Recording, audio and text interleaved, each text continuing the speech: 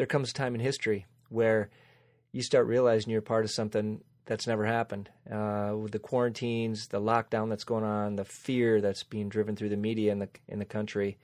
This is an episode where we talk about how to empower you as a human being and how to cut through this mess so you can be empowered as a human being in the United States while the mainstream media is trying to direct your thoughts and fears and behaviors. Enjoy.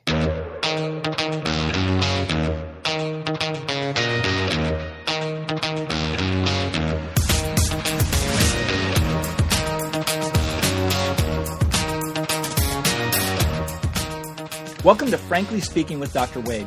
This show was created for and inspired by the thousands of patients I've served, so it's time for me to speak up and speak out on their behalf. With a wide range of experts, we bring you weekly insights, diving deep into topics of controversy to bust through the sugar coating that keeps you and your family stuck in the mainstream. I'm a student of the game of health and healing, as Dr. Frank is as well. And one of the fascinating things that we are encountering every day. Now, first of all, the date. It's March 25th, 2020. Yesterday, we just got a new update from the governor here in Wisconsin that states that chiropractors are essential, and therefore we are exempt from closing. We are needed to be open. I've got chiropractors in the state that have closed down. There's an association that thinks we should close down because they're complete med heads.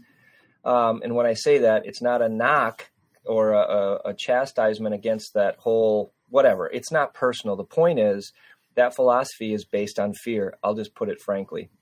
But this book right here, The Neurodynamics of the Vertebral Subluxation by A.E. Homewood, is a great book that I read as a student.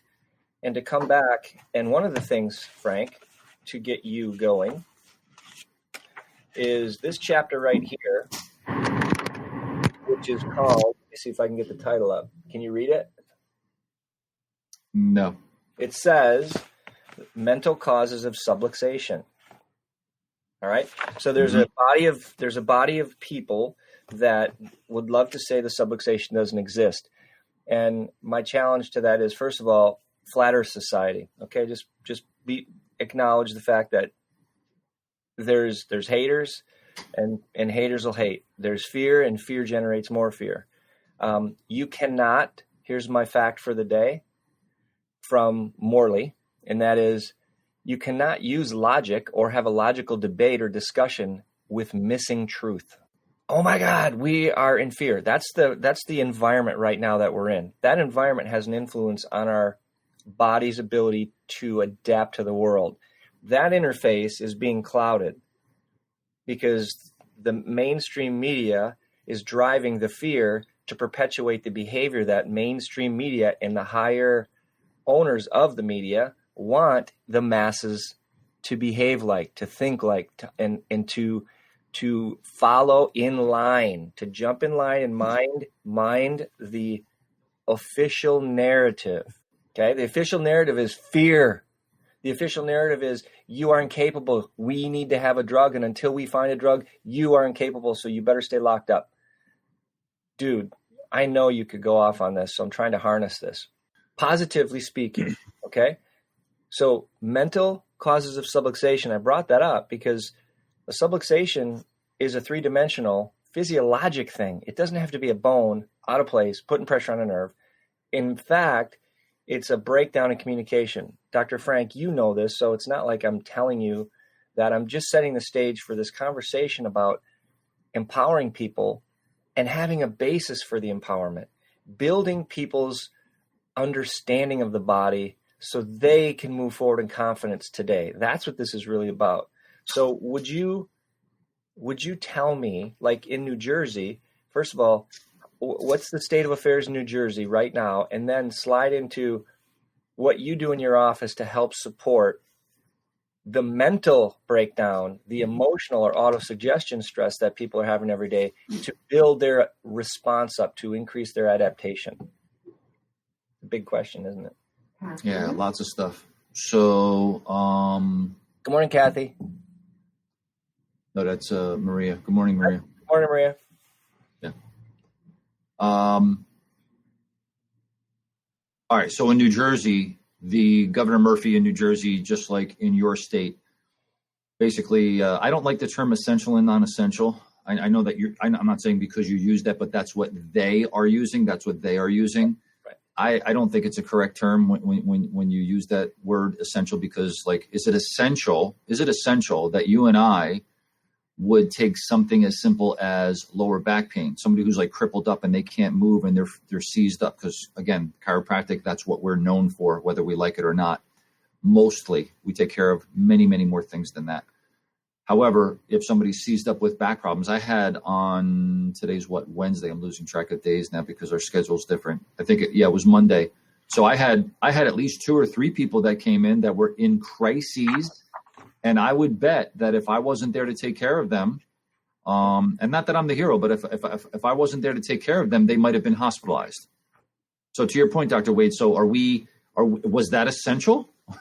Was that essential for them? Was that essential for the whole system right now to maybe keep somebody who is not positive for the virus, who is going to take up a bed in a hospital where the hospitals are overloaded with viral conditions right now, as we are all knowing and the world is talking about, and not to belittle that person's back problem and compare it to having a virus. But I think a lot of people listening and or watching would deem a lower back problem less dramatic or less of a problem than having COVID-19 right now. I'm pretty sure people would think that.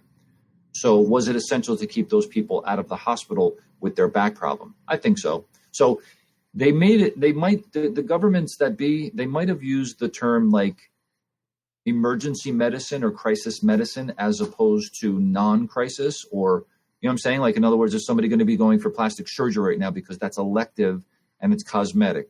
I don't know. I'm not going to be the judge of that. I'm just saying whatever. So essential, non-essential, that's my feelings about that. I'm biased in my opinion as a chiropractor. However, I think it was very essential that I was there to help those people. I know it's essential for you to be there and help your people.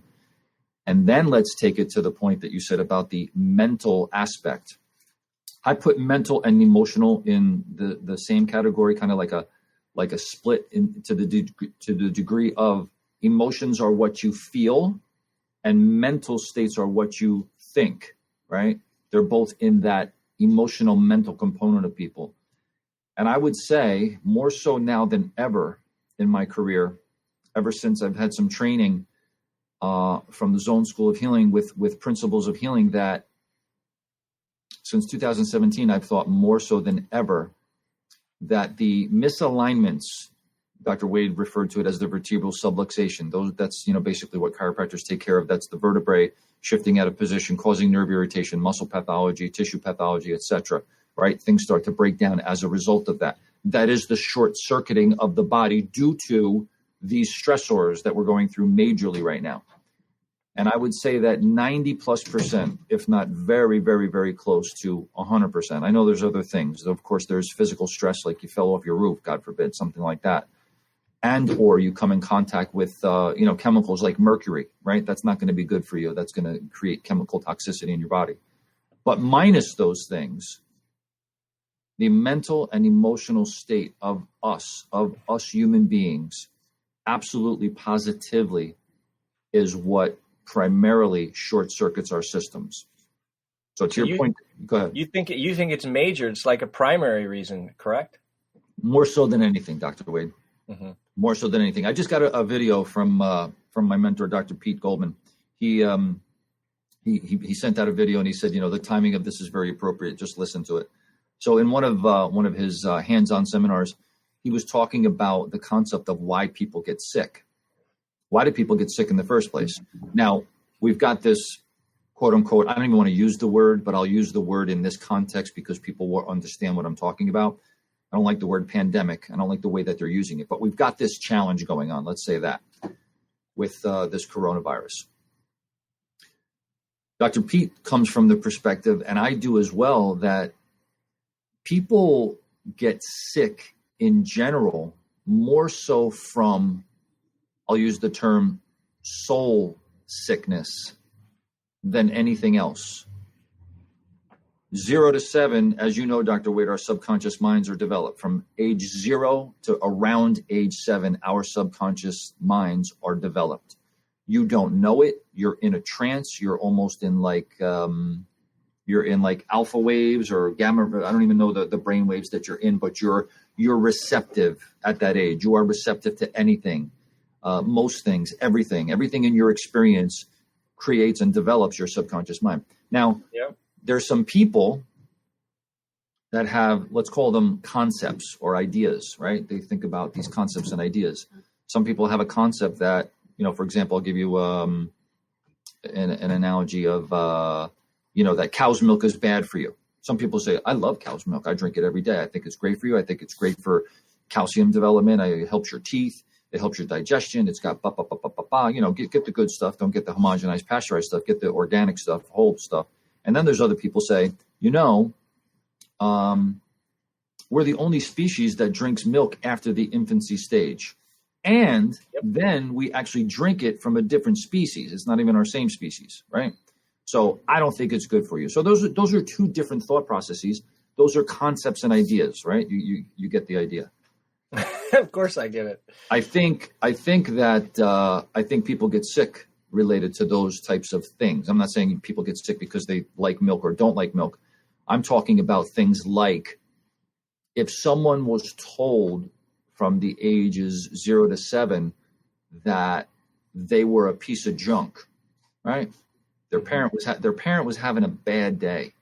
Mommy and daddy were having a bad day that day, and they're human, and they didn't understand and don't understand, and even today don't understand how powerful their words were to little Johnny when he was little. And they slipped and they said, I don't like that behavior, or I don't like this, and you're just a little piece of junk. You know that? You're a little piece of junk. And then that stays with somebody even when they're into their 30s and 40s.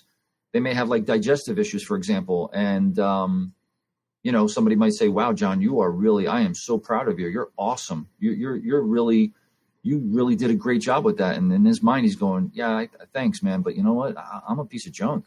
I mean, I was told I was a piece of junk, in the back of his subconscious mind. Related, what's the word?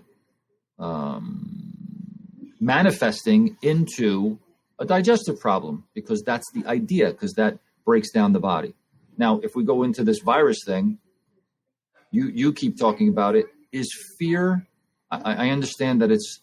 I might give people leeway. Jump right to it, dude.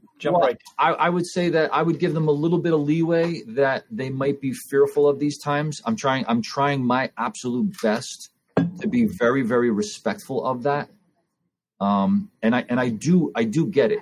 I do get it, where it's the fear of the unknown, and a lot of people don't know about this topic and how this kind of stuff works, so they are fearful. Do we really think that fear, being in fear, is going to serve us? Like, at all? At all? I mean, you're next to a cliff and you get afraid, and you feel like the gravity's pulling you a little bit and you're going to fall off the cliff. Well, that's good when fear hits you there, because that fear is going to keep you back so you don't like die and fall off the cliff. But when we're in this type of arena and there's no, and a lot of people would say, yeah, but Dr. Frank, I disagree, because, you can die from the COVID-19. That's a whole nother conversation. Time out. We're going to go down a rabbit hole here. I'm going to bring you back with this. The difference between fear in the moment, and this is, I completely agree, by the way, but I don't want to agree with everything and just be so boring with this. Like, that's what I love, is we come in with different angles, different views of perspective here, right? Mm-hmm. Viewing points. So fear is fear. Fear can be a benefit. If you're walking up to your apartment and you have a sixth sense where you pick up something and it's creepy and it's real, like you noticed something, someone is looking at you, someone's following you up your stairs, hey, that's there to protect you. There's a great book called The Gift of Fear. Check it out. Bottom line is, not a place to live from, not a place to make decisions from. So when we talk about, to your point, all I'm doing is cutting to the chase. Fear-derived decision-making is going to lead you down a path. Remember, the big narrative here, back to the narrative. We can be compassionate with people's precautionary sense of how to protect themselves. That's good. That's what you're saying. What I'm hearing is that's a healthy respect, but not a place to function from, because you're shattering your immune response. I was just digging, by the way. I wasn't going somewhere else and scrolling through my text, I was looking for an article a buddy sent me that I just read, and I've read like probably 15 in the last, I don't know, freaking 8 hours, 10 hours, 14 hours. So my point is, now it's down to scanning and reading through all, the representation stuff, and then just getting some of these really key bullet points. And one of them was the psychological effects of the fear-driven factor of this, and then the ramifications on the immune system. And so that whole cortisol effect is not only slowing down. What do people do now that they're home? Several patients told me yesterday, they're eating more. They're sitting around more, so they're eating more. They're stressed, so they're eating more. And what is the first thing we talked about a while back? I mean, this is just one topic that could go for hours, is when we eat, our white blood cell count goes up. Why is that? It's because you're firing up the immune system. So one of the easy things is, like Frank was just saying, the stress part, the emotional part is significant. If you're going to sit down stressed and eat, you're going to set off inflammatory markers. That's physiology of the body, because you told the body, stress, fight or flight. Your body's going to respond to stress with a high cortisol, with an anti-inflammatory response because of the inflammatory thoughts. Let me ask you this. Yeah. Do you feel that, your opinion, do you feel that someone that might have had a good, positive immune response to being exposed to anything, to a virus, to bacteria, to the flu, to the corona, to anything else you want to bring up, do you think that a person that would have had a good immune response generally, but now is in a state of panic and or fear, like you just said, decreases their immune system enough so that when they do become exposed to it, now they're more susceptible and they're catching, I don't want to say catching something, but like catching something that they might not otherwise catch. Do you feel that that's possible in these times? Heck yeah. But that's not the message I want to send. Like, hey, you should be afraid because you're worried now. Like, you can't get out of that loop. The reality is, by understanding, you can allow your fears to fall away. So by centering yourself, like meditating, Dr. Frank, like I use an easy method by Emily Fletcher in her book. It's called Zen Meditation, and it's 15 minutes. You don't have to be a yogi or completely enlightened Buddha to be able to do this type of meditation rather. But the bottom line is 15 minutes of, she's got a great little program. Check it out. You can find her online, and it's free. You can just check out Zen Meditation for the listeners. And the key is anyone can do it. You just start focusing on it. And what you're doing is you're centering back into the breath, and you're recognizing your senses, and you're now becoming present. And that's the real gift here, like you just said, is to remain present and not being so far out in the future. You're worried about something that, as you know, 95% of what we worry about never happens. And, we drag our past in there, and we recreate the same future by dragging our past in. And the real challenge, another book, is Breaking the Habit of Being You by Joe Dispenza, which is the recognition that our mental capacity, our emotional experiences are being carried forward. So we are recreating our negative experiences, our same state of function based on our ability to see through that lens, when his technique and strategy is to stop, pay attention, meditate, focus on what it is that's current, and reprogram, tap into the source, tap into the universal source that allows your cells to animate. So Dr. Frank, I mean, you go in your office every day and you're taking a risk to see your patients, and yet you're not in fear. So to some, that's perceived as you're irresponsible. You're not taking this serious enough. They can't even fathom your confidence in the process that every single day you're touching a keypad in a grocery store that 90 people already touched or 500 people touched, and that you're using a pen at the checkout to sign your name, and that you've exchanged air in a coffee shop already 2 or 3 times with 50 people, and that this is natural exposure, and yet you don't get sick. Well, that doesn't make any sense. So Why now? That's what's funny. Why it's funny, peculiar is why now? Why? Because someone has generated that fear. They've planted that seed of fear, and that grows because you keep feeding it as a person. Now, you aren't doing that, Dr. Frank. You're actually doing the opposite, is trying to reinstill. But it comes in as like foreign. They can't even relate. What do you mean I can? The world says I should be afraid. And the world knows better than you. Jeez. There's two messages there.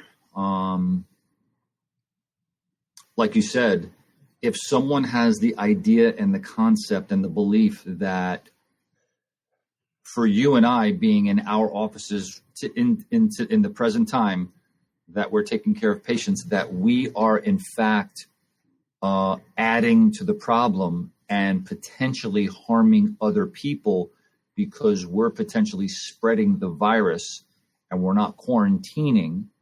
That's an idea. I don't know if that's true or not. I don't know if I agree. I don't agree with that 100%. Dude, don't bullshit me. Yeah, well, I don't at all. But the point I'm making is, so here's the second point. So that is, if you're going to have that thought and you're going to opinionate that and you're going to feel that, well, then allow a person like me or Dr. Wade that in fact do know about these things. We do, right? It's not that we don't. It's not like we're not immunologists and we don't work with like viruses and bacteria every day, but this is our world, our healthcare world. We are knowledgeable about how the body works, the immune system works, and how a virus would penetrate the body and do something bad. We know that. We understand that. So in kind, people should have respect for that as well, that we are choosing to do what we're doing in serving and taking care of our patients.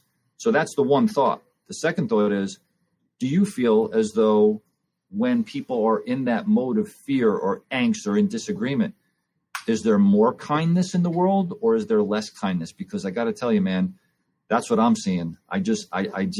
We're supposed to come together in times like this.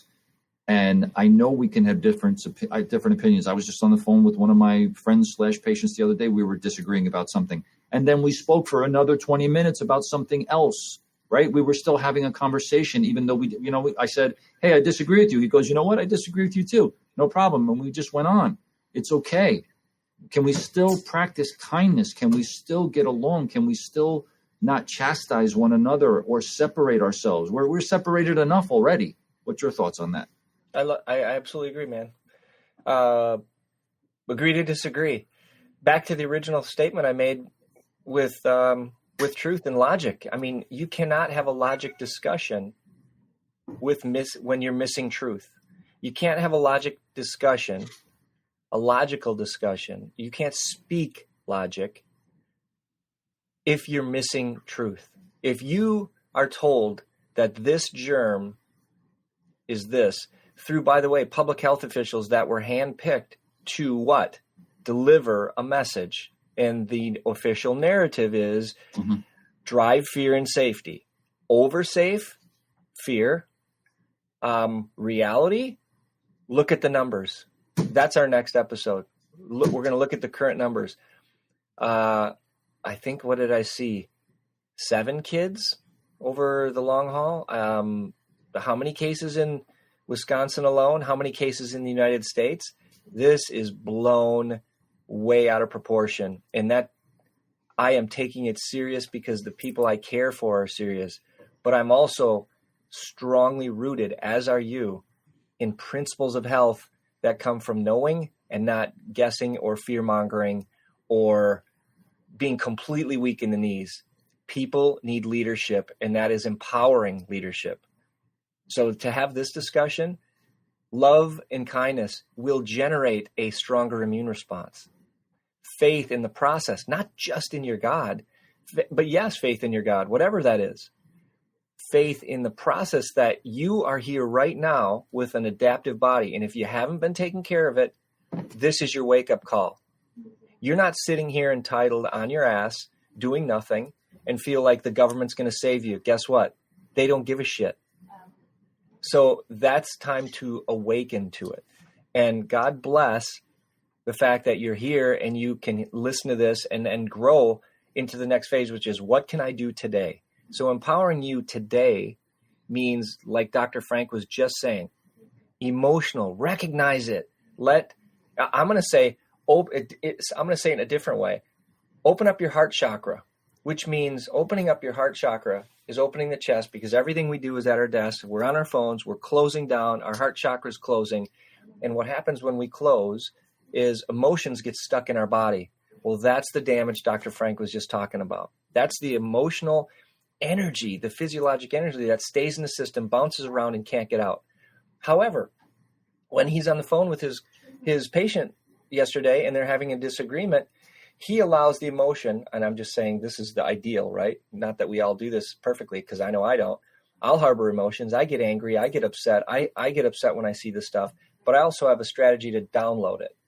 And so I'm reminded every day to let emotions pass through me and not have to control them. Therein lies a body that allows things to flow through and then stay opened up to function and physiology and health. And the last thing to your point, so the strategy today is open your heart chakra, breathe, stay in the moment, and trust that your body has this capacity, but do something proactive today. Eat healthy food.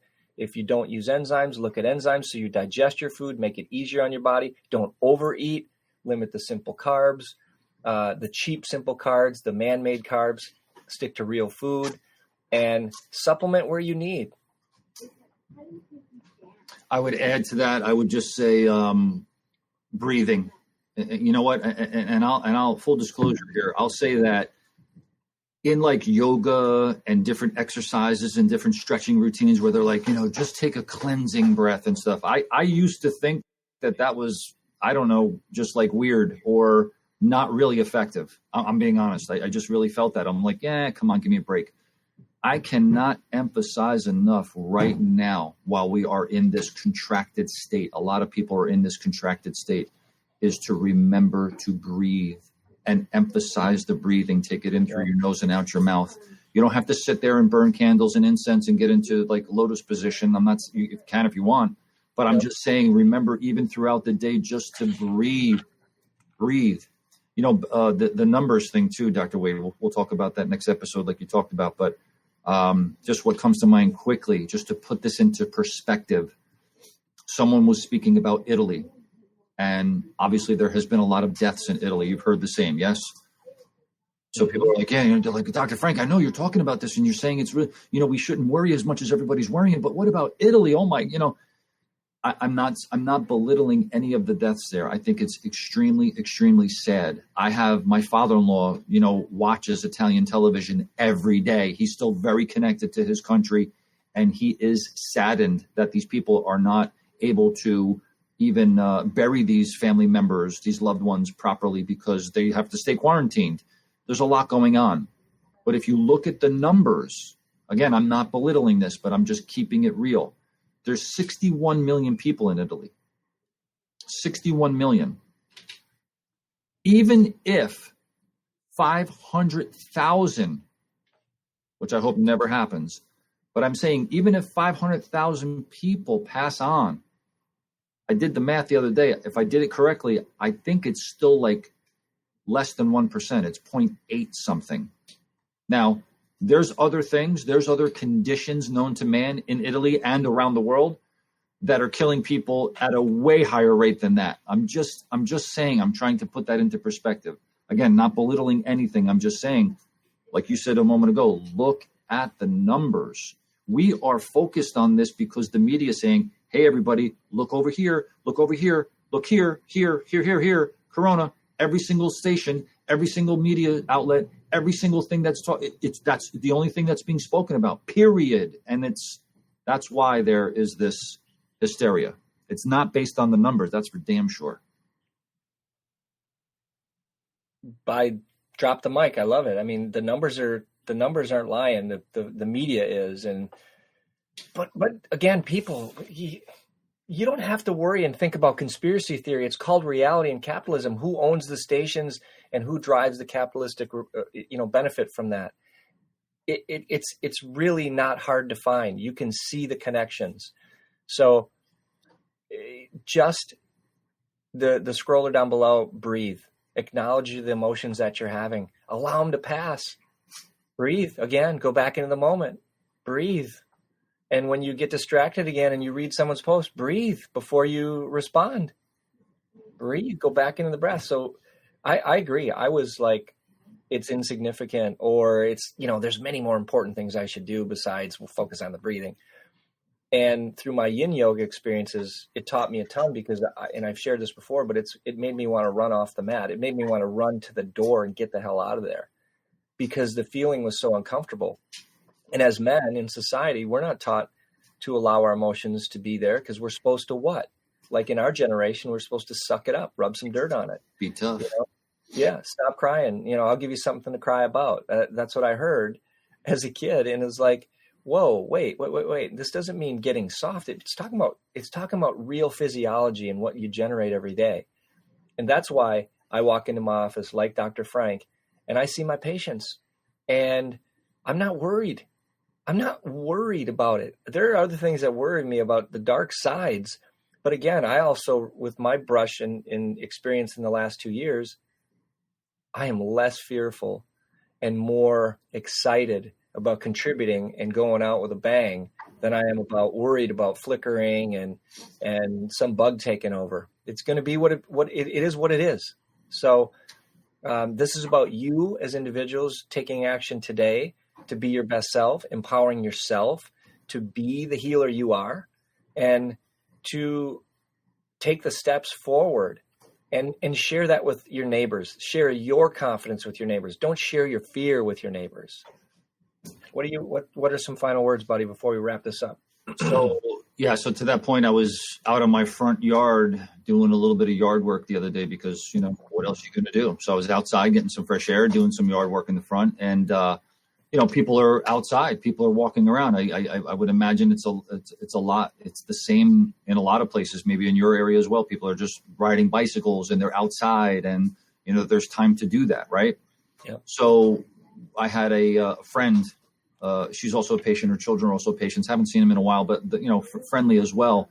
And she just had like a little 5-minute conversation with me as she was walking by. And she just said to me, she goes, I am so glad I ran into you. I just needed a voice of reason. And I don't even know if I am or not. I'm just saying that we talked about a couple of the things we just mentioned today, and it just put her at ease and it put her a little bit more at peace to not be in that fear mode. Because she said to me, she goes, you know what, Dr. Frank, I got to tell you, last night I was slipping. I almost, I was going there. I was getting there.